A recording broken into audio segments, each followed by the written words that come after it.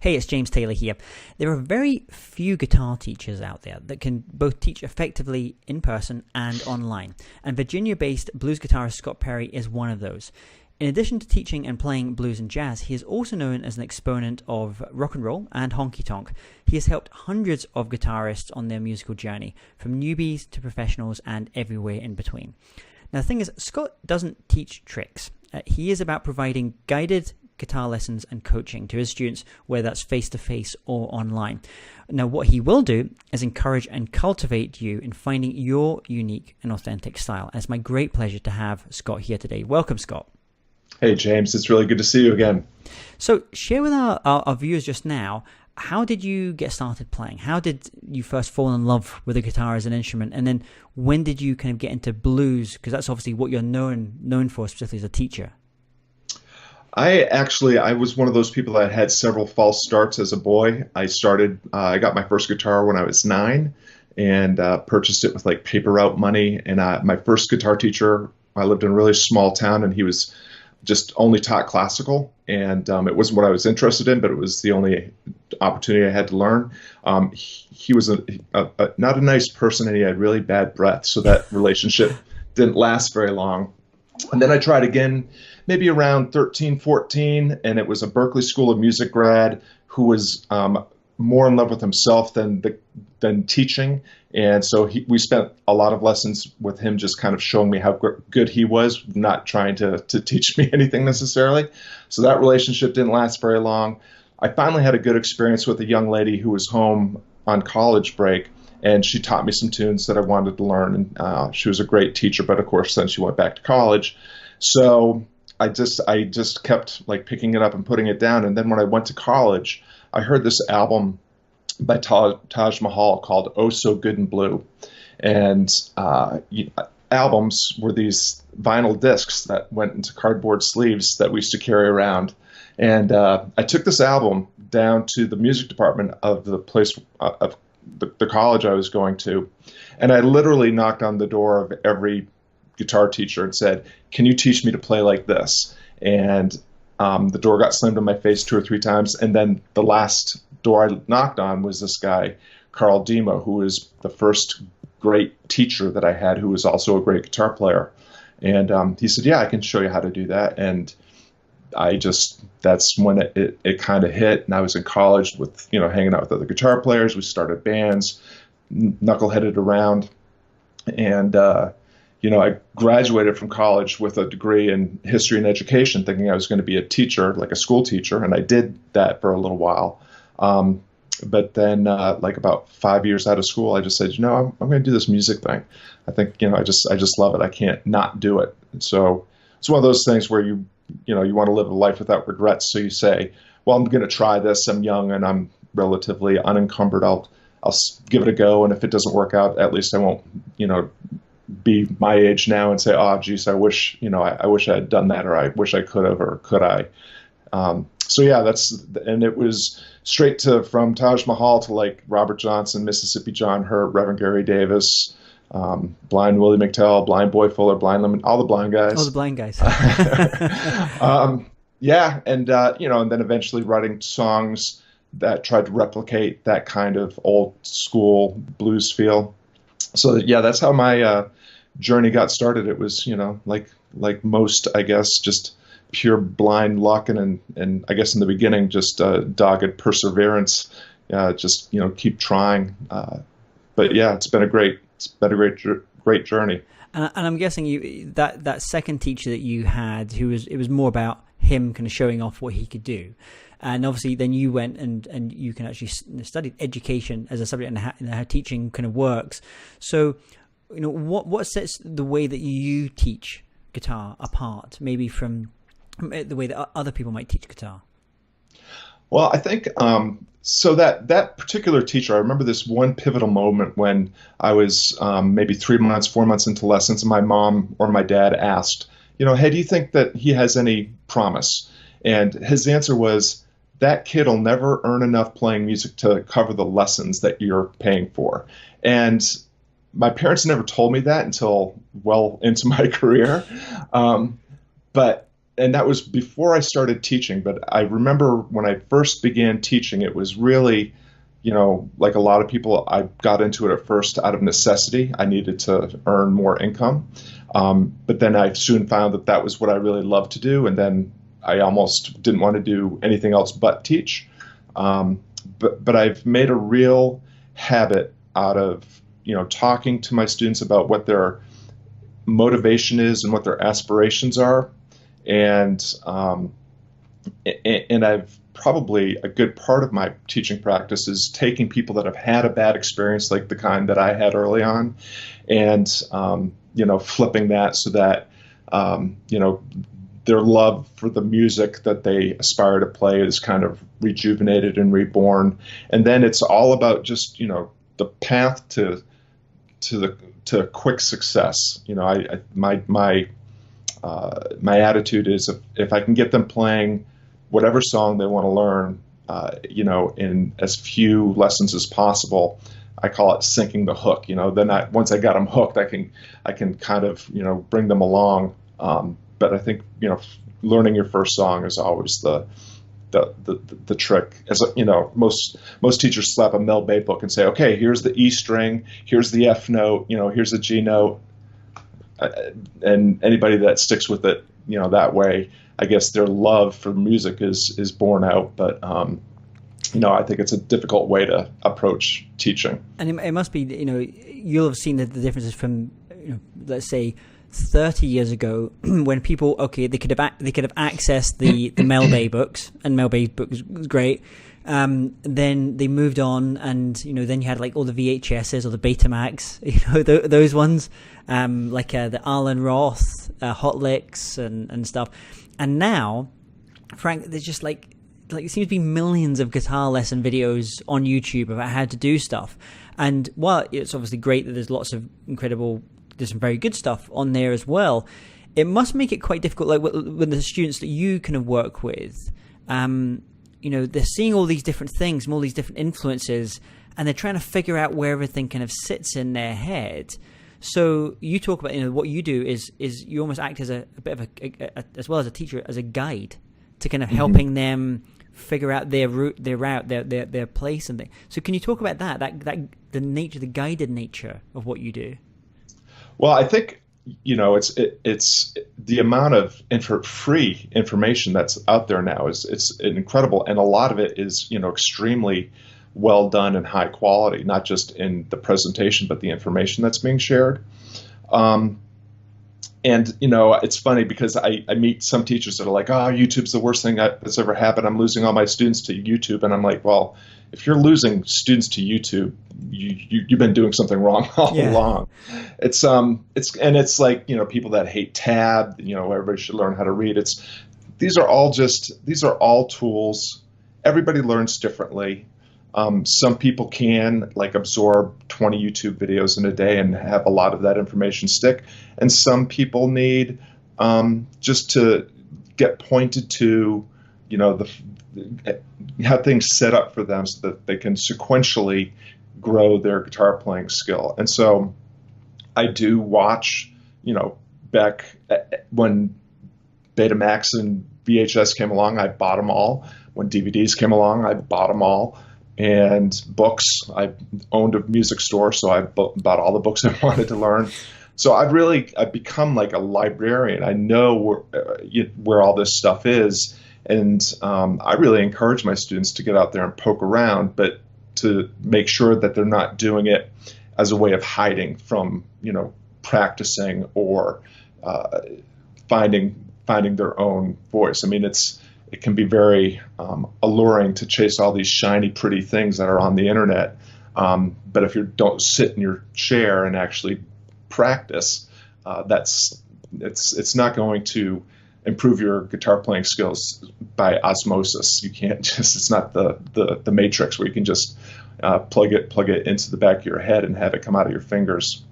So yeah, I think it's really important that educators, teachers embrace that tool, and also remember that because there's so much, because it's free doesn't mean it's bad. In many cases it's good, but because it's free, there's nothing invested. So that's where the value of working with a teacher face-to-face or online comes in, is that you're saying, I am worth investing in myself.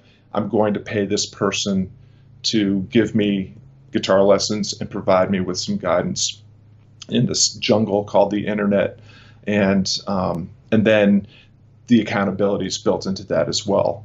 If you're going to show up every week and you're not making progress, then somebody's going to call you out on it and try to right the ship and get you back on your path.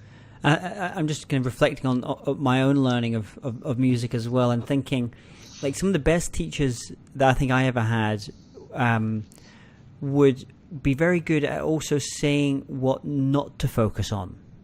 I would come in and say, I've just seen this thing, and they could obviously tell that's like, it was great that I was getting sparked from it, but maybe it was going to take me away from where I was kind of the next stage I needed to get to in my playing. So they would say, that's amazing. Like remember that part of that just now, and then we'll get to that like at this point here. So I'm imagining, like, when you're having to teach these students and they're coming to you with all this, like, oh, I've just seen this incredible thing. Like, how do you kind of at the same time keep them obviously engaged by it, but also kind of keep them on track with their personal learning journey? I always, when they first come to me, it's like checking their motivation and their intention and their aspirations. Like, why do you want to do this? And where do you see it going? And, what's your short and long-term goals? And that's and that process has to be iterated throughout the course of your relationship with the student, because when they come in, sometimes they don't even know. It's just like, I don't know. And it's just because it looks fun. They love music. They want to do it. Okay, let's get started. But then 3 months in, it's important to say, okay, now that we're here, where do you see this going? I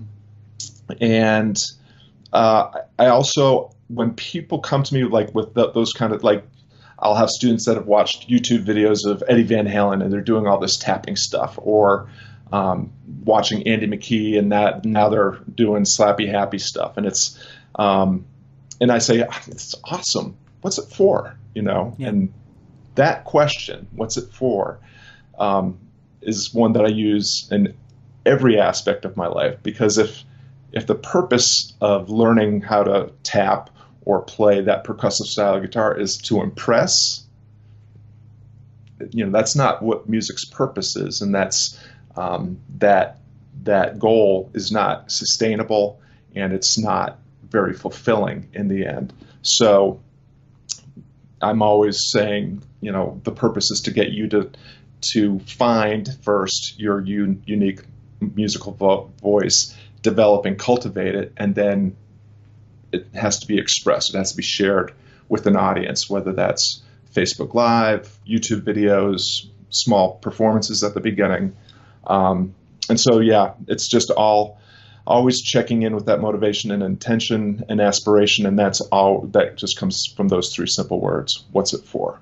And you have this career as both a teacher and also as a performing musician as well.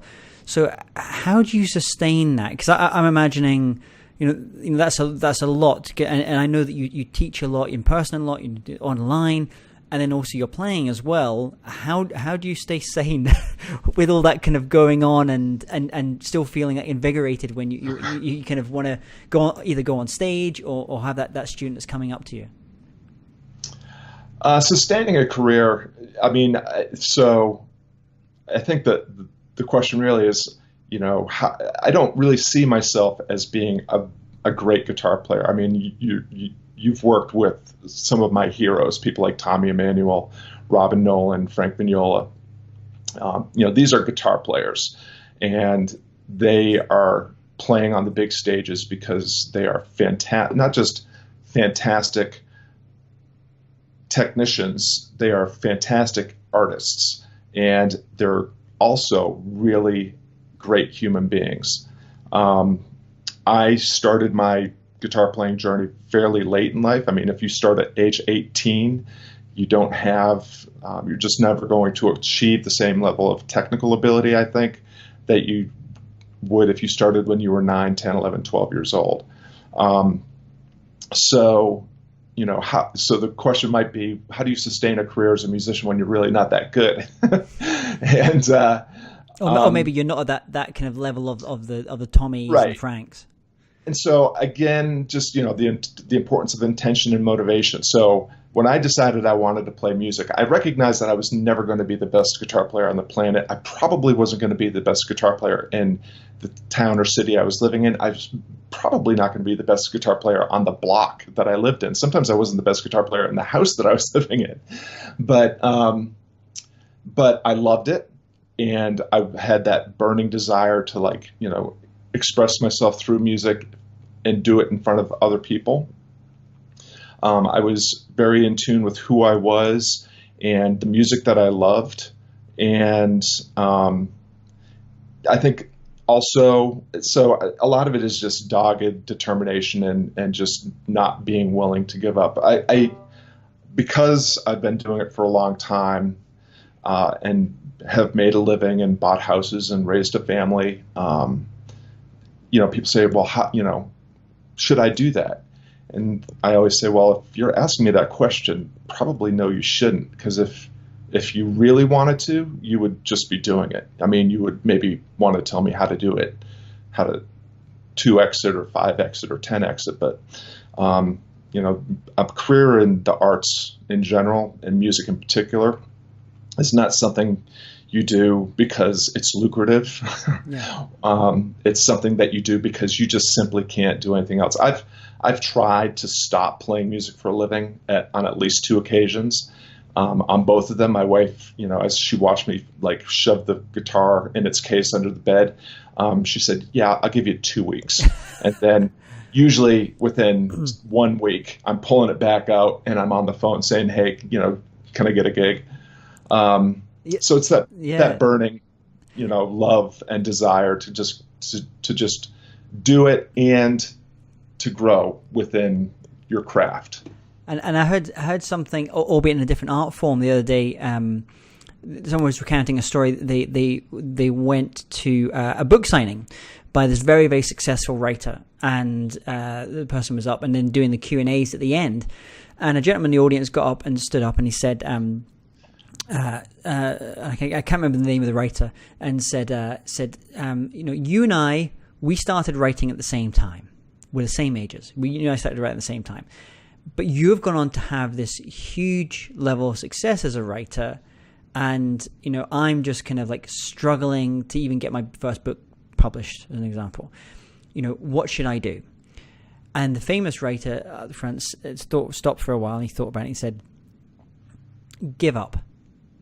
Yeah. And then there was quiet, because this is not the answer people expected. And there was quiet in the room, and he said, "But if after a couple of weeks you have to pick up the pen again and start writing again, then you're a writer. That's the difference. That it's in you." And I think if I go out to restaurants, okay, sometimes it might be wonderful if you can afford to go to Thomas Keller, to go to French Laundry and have this incredible meal, and that's wonderful. And I can think of people like the Tommies and the Franks in that kind of the top of their craft. But on a Friday night, for me, for most of the time, where do I want to go? I want to go to that place on the road that I know is a great chef, and they make the most incredible pizza dough that I just love. And it's not that there's still artistry in what they're doing, but it's kind of what kind of feeds your soul at different points in your life. So it's not that they're maybe technically they're on different stratospheres, what's going on, right? But the end result is very much the same. It gives you joy to have a great meal, and it gives you joy to hear a great a good musician or a great musician, as long as that you can sense that they're authentic in what they're trying to do. I think absolutely. I mean, I think my advice to anybody in any endeavor, or especially with my boys now as they're young men in their 20s, I'm always preaching: find out what you love to do, get really good at it, find out how you can do that to make money. Because the object is to never work a day in your life. And I always joke, people say, "Well, why do you play music for a living?" And it's like, well, because I'm unemployable, and I think that's just it. I'll say, well, I've always, my goal in life is to avoid real work. Um, the irony is playing music for a living is the hardest job that I can think of. It's the hardest one that I've ever done. But you do it because you just can't not do it. It's all about just, you have to align your beliefs and your values and your purpose with what you do if you're going to, find any kind of happiness or contentment. And so you figure it out. I think it's the other thing about being a musician, if you're not going to be at the top echelon like a Tommy and a Frank, and you don't want to go to the bottom, with the guys that are just sleeping on their friends' couches and playing, on the street or in coffee shops, is you have to get good at a lot of things. And so I'm naturally, a pretty outgoing person.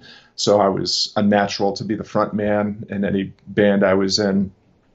I always had a love for the sound engineering side of things. So I always had a good PA. I knew how to use it. I cultivated my singing voice so that I could sing in addition to playing the guitar. I was always secure the business end of things for any band I was in. So I was good at getting gigs. I was good at the marketing and promotion. And so, where in many cases I surrounded myself always with people that were better musicians than I was. But I was the vital linchpin because, if you didn't have Scott, you didn't have a front man, you didn't have a singer, you didn't have a booking agent, and you didn't have a promotions manager. So it's, I think that's a part of it too, is, you have to be, if you're not going to be the best at one thing, you better be really good at a bunch of things. And you talk, I've heard you talk before about the importance of relationships as a musician as well. What are some of those kind of key relationships that an artist, a musician, should be fostering? Well, I think so. I wrote recently a piece on Medium about this, and I call it the three relationships that every guitar player needs to cultivate. And it's based loosely on a story that I read in Ryan Holiday's book, The Obstacle is the Way. Frank Shamrock, who trains like multidiscipline martial arts, and he calls it plus minus equal. And basically what it is, as it applies to guitar playing, is, when you're at any stage in your development, number one, you need to find somebody that's better than you because you want to learn from them. And the best way to learn something is to then quickly turn around and try to teach it to somebody else. So then you need to have somebody that's a lesser player than you that you can share your learning with. And, that process of teaching is the most profound way of like really developing that muscle and developing the skill that you yourself are trying to learn. And then you need to surround yourself also with people that are equal to you, because you need that interaction, and that, that's where you're practicing and jamming, working out material, working out your songs, that sort of thing. And so I think, in really a really simple way, just thinking about those three relationships are really important. And built into all of that is, you can't be that guy, the guy that is constantly needing attention, or is whining because, you're not playing enough of his songs in the band, or not getting enough attention, not getting enough solos. I mean, being authentically a good person who is enjoyable to be around. I mean, if you're going to be in a band, you're going to be spending a lot of time with, usually sweaty guys in a van going up and down the road. I believe in Nashville they call it hang chops. You gotta have good hang chops. You gotta have your hang chops down. And it's amazing to me. I'm sort of, I see myself in kind of like this middle area as a player and as a teacher. I'm not, I'm not teaching at at a university, and I'm not, teaching on a major platform or anything like that. But I'm kind of quietly developing and doing my own thing on a fairly local, regional level. But I meet, I study with Frank Vignola, I study with Robin Nolan, I've studied with your dad. I've done 2 shows with Tommy Emmanuel, and got to just, kind of hang backstage. And all my career, I've sought the opportunity to meet my heroes. So when I was living in Chicago, I worked at Buddy Guy's Legends, and just so I could have dinner with them a couple times a week. I went to the houses of Honey Boy Edwards and Johnny Shines and all these people just to like soak up some of that, that mojo. And Tommy, Frank, Robin, all these guys that I've met, Bucky Pizzarelli, Oli Sicoli. I mean, they're just really good people, they no pretension, no airs, very generous. Frank has drugged me up on stage like half a dozen times with my students. Just genuinely good people. And then, you're at the local level, you call somebody up and say, hey, can I get the contact for that venue you played last? Oh, no, I can't give you out my information, because I don't want you taking my gig. And it's just that it's just amazing that I think, the cream does rise to the top, because the people that I meet that are really at the top of the food chain, they're just good people in addition to being monster players. And it's interesting, we spoke about one of the music colleges that shall remain nameless earlier on, and it turns out some amazing musicians. Although many of the most successful musicians I know that have gone there never completed their degree program. That's a little bit of a kind of pattern that often happens there. But I know that they used to be not that good at teaching holistically, teaching about the rounded person. You're not putting a musician out into the world. You're trying to help create a great good person. There's going out there as well, and part of that component is the music, is the technical abilities.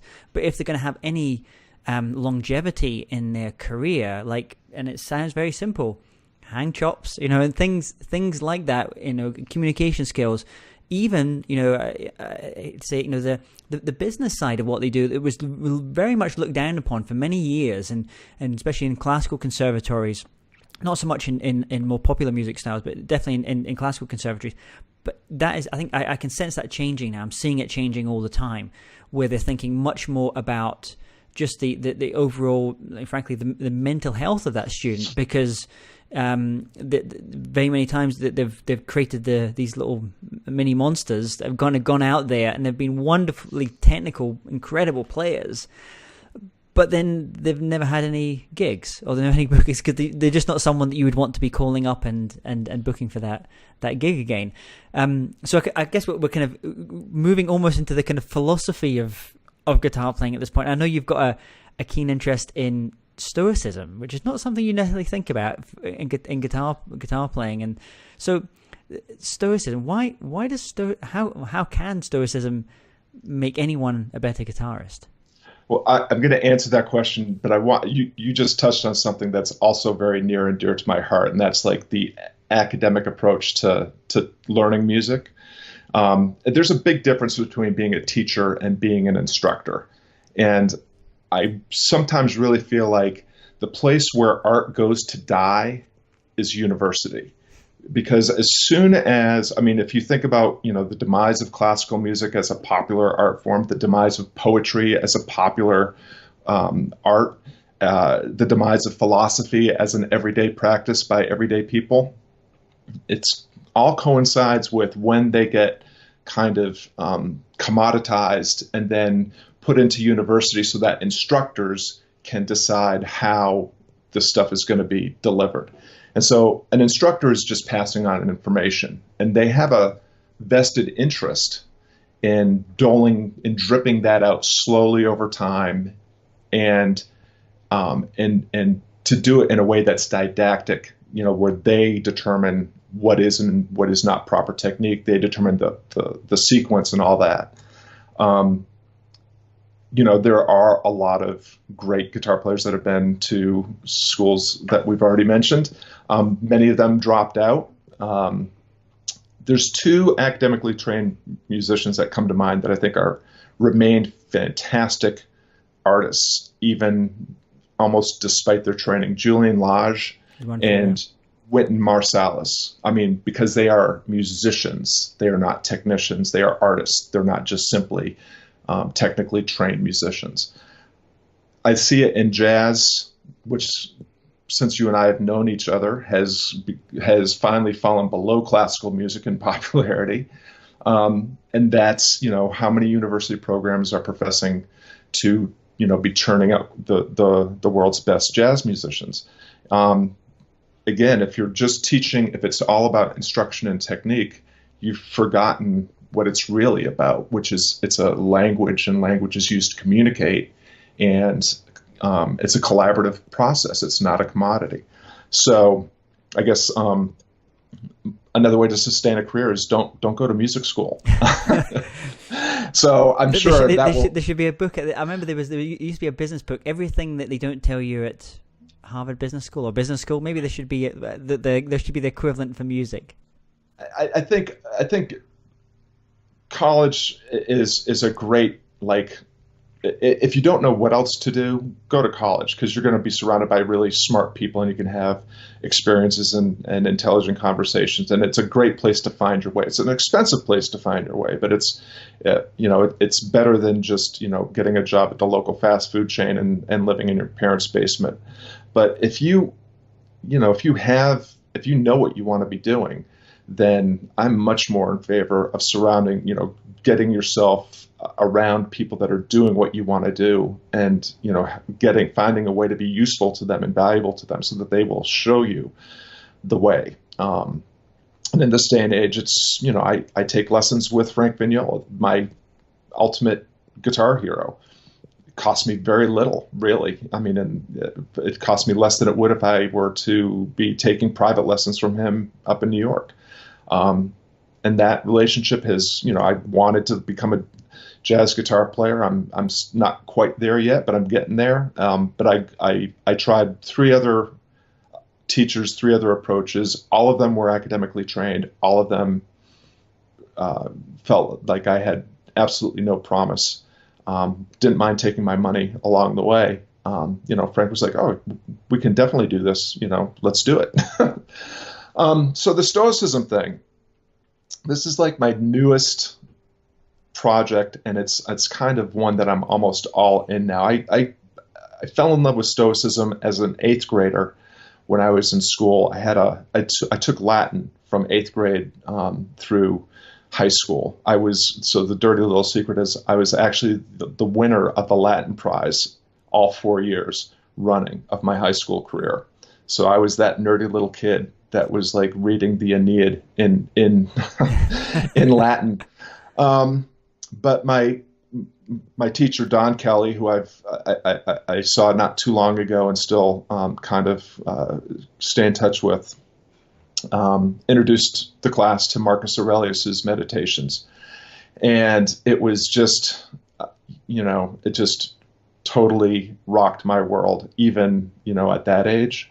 And throughout my life, I've probably picked it up at least every couple of years. As I'm now, in my middle age, I pick it up far more frequently, because the Stoic concept of facing your mortality and like coming to peace with that is something that I recognize as something that can be motivating as opposed to being depressing. But Stoicism is really, again, it's just to, they don't teach Stoicism much in university because it's so easy to understand. It doesn't need somebody to interpret it for you. It's basically based on 3 principles: perception, action, and will. And those disciplines, the discipline of perception is things are, we have this inborn need to create a narrative that fulfills whatever we want to get out of a situation. So sometimes it's ego boosting, like, "Oh, I'm fantastic. Look at me. I'm I'm being asked to participate in this guitar summit. I must be really, really good.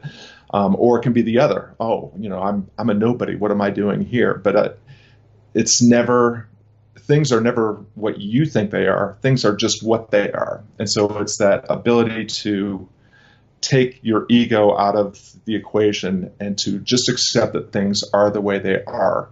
And when you're able to do that, then when you act, you can objectively look at a situation. And if it's a misfortune or an obstacle, you can find a way around or through it. Or in many cases, you can find a way to flip it. And so that it then becomes an advantage. So like an example would be if you were to take somebody, if Frank Sinatra or Billie Holiday, two of the most popular vocalists in jazz, neither of whom had a very, they don't have an instrument that many other people would covet. I think Billie Holiday had a range of like an octave plus 2 notes or something like that. Frank Sinatra did not have a very powerful voice, did not also have a great range. So they had this obstacle, this constraint that they had to work within. And so instead of saying, oh, I can't really sing, I'll become a busboy, they worked within their limitations and turned them into advantages. Like Frank Sinatra paid close attention to phrasing and singing behind the beat, really working with the microphone, which was a new technology at that time, and becoming a very intimate type of singer, and Billie Holiday just, being Billie Holiday. So that would be, that's the way a Stoic would approach any kind of situation. So that's a musical example of that. And then the concept of will it's that reserve that you need to have when the obstacle is not surmountable.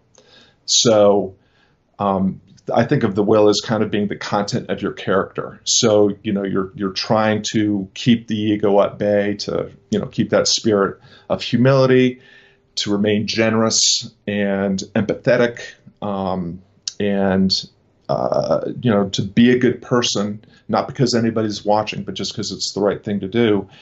And, there are times when life deals you a really bad hand and there is no way around, over, or under it. And you have to simply wait it out or accept it. And that's where, again, the content of your character really comes in.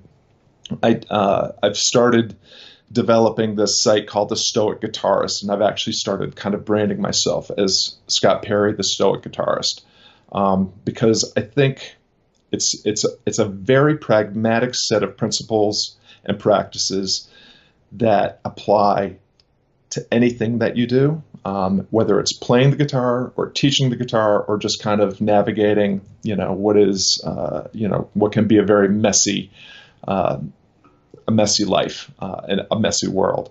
And it's a way, not just, some people, so Stoicism has this rap of people being kind of emotionless. And that's really not it at all. It's, you accept that you are going to have emotional responses, but you sit with them long enough to let them pass, and you don't act upon them, because when you act from an emotional place, you are going to act badly, right? So just think of, you're on stage. I've had this experience numerous times where you're on stage with great players. It's your turn to solo, and you decide that you're going to whip out every lick and flashy trick that you can think of, just to try to impress somebody that is clearly you're better. And what ends up happening is you play the world's god-awfulest solo. You embarrass yourself in front of your peers and the person you're trying to impress and the audience. Whereas if you can, instead of getting caught up in that moment and trying to allowing the ego to rule your response, you take a deep breath, maybe another deep breath, and you say, I'm just going to play what I can play.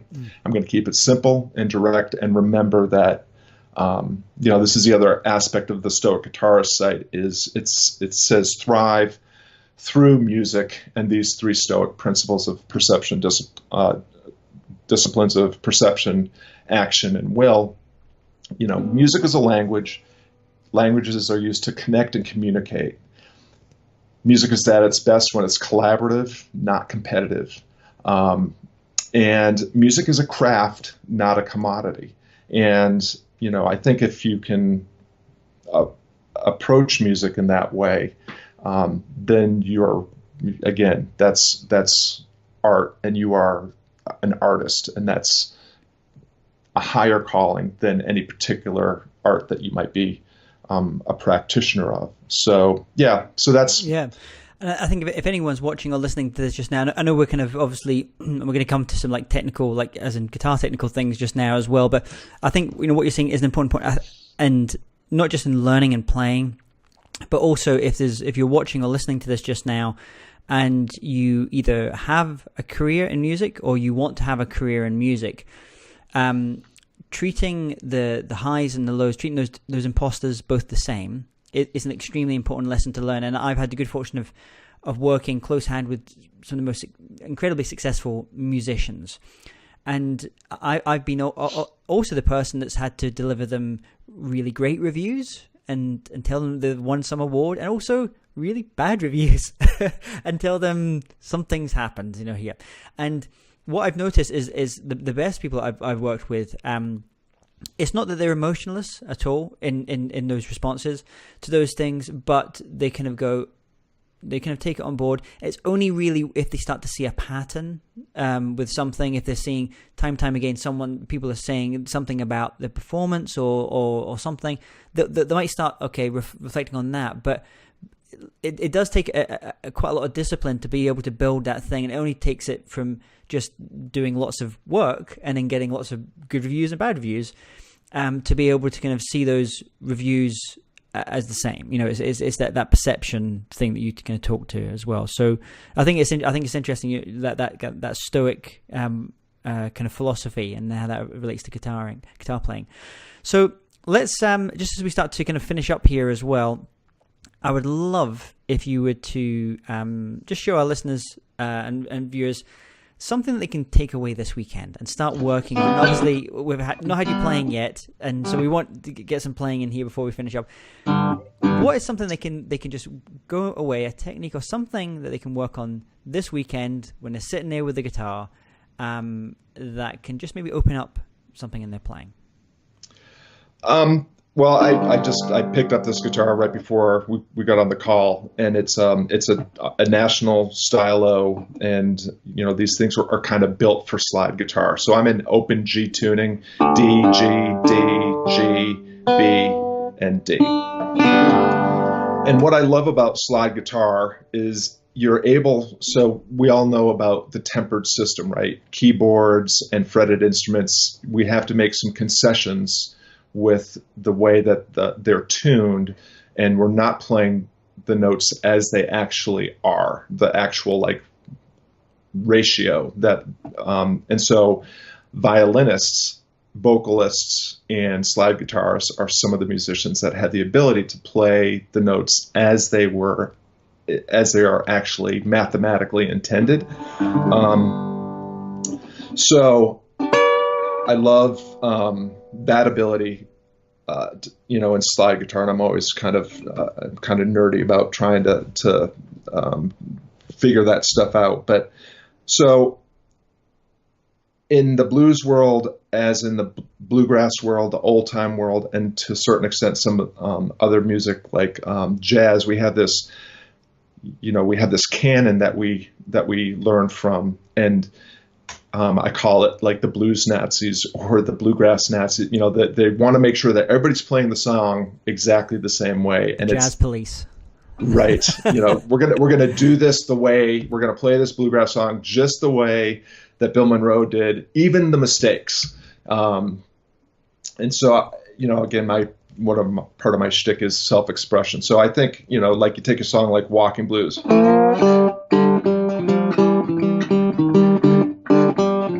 Learn it the way that Robert played it, and that's all well and good. But it's Robert only played it that way once, and it was in front of that microphone that one time. The next night, the juke joint, he played it slower, faster, longer, shorter, different tuning, different key, and added lots of stuff to it. So I would just say, learn and steal from the best, and then you've got to find a way to make it kind of uniquely yours. So rather than demonstrate a specific technique, would it be all right if I just played a snippet Sure, great. of a Robert Johnson tune? I'm going to take off these earphones so I don't hit my thing. So if I were to do I'll just make up a verse in addition to playing some stuff that Robert doesn't play.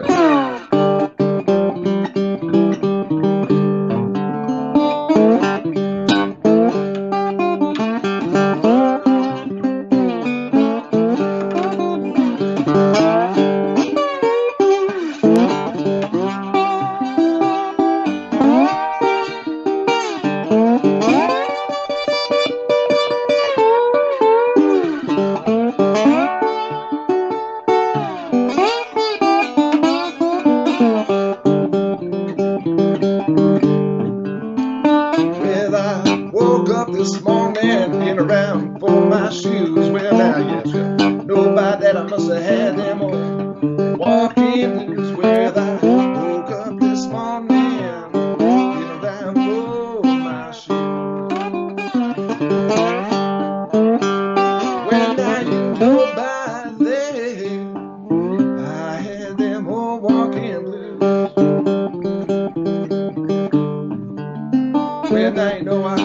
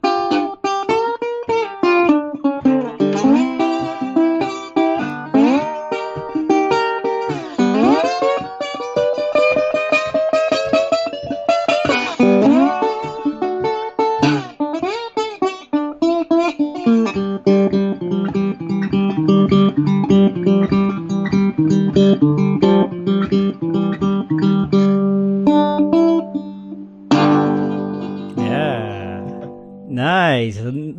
Lovely. Yeah, well, now I wish I had picked up my guitar sometime in the last 12 days and practiced a little bit. Muscle memory. Sometimes you just got to rely on muscle memory.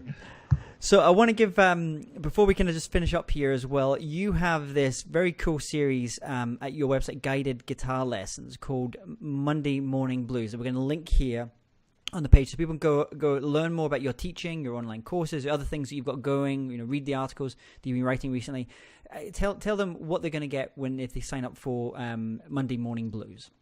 So Monday Morning Blues is, I stole this directly from our mutual friend Robin Nolan, who does a Music Mondays series. And so I take questions from my students online and off, and I simply come up with a 5 to 10 minute lesson based on, I usually will take a series of questions and do it thematically. I'm getting ready to release a series on slide guitar playing. It started off as just kind of being general types lessons, but it's a absolutely free series. I can't remember, it's up to 25 or 30 lessons now. Awesome. So if they go to guidedguitarlessons.com, all you need to do is plug in your email and your name, and you'll have access to all the lessons that are currently there. And I save one a week. I usually, at the beginning of the month, just go ahead and put the month's worth in there. So at the beginning of every month, you're getting 4 or 5 new lessons. Well, that's great. I'd also really love to have people check out the Stoic Guitarist. That is turning into a really neat little community of people that are, kind of merrily following me down this primrose path of marrying music and stoicism. We'll see where it goes. Fantastic. We'll put all those links here as well. Scott, thank you so much for coming on this and just kind of talking about you and your approach to teaching. And I highly encourage people, go over and check out the guided guitar lessons, that Monday morning blues series. I wish you all the best watching your teaching and your playing go from strength to strength, Scott. I appreciate that. And before you leave, James, I just want to tell everybody out there that James Taylor is the reason why I started teaching online. So I blame you, James. It's all your fault. It's all my fault. There's students around the world that are getting the benefit of your teaching, which is awesome. I really appreciate you. Thank you very much for having me. Thanks, Scott.